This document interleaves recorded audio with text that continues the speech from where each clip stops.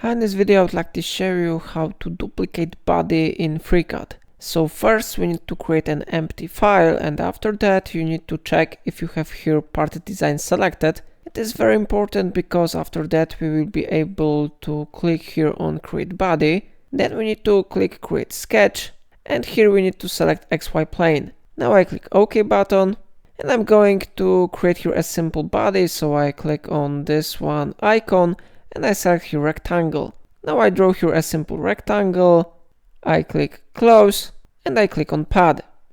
Okay, so now we can click OK button to finish this task, and how you see on model tab we have created our body. If we would like to duplicate it, we need to click right mouse button on it and we need to select here copy. Now we need to check all options here and we need to click OK button.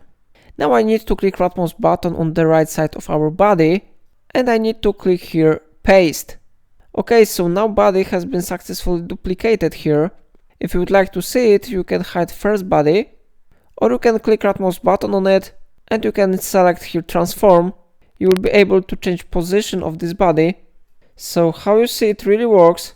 If I helped you to create it, remember to like this tutorial and subscribe my channel, and please let me know in comment if it solves your problem.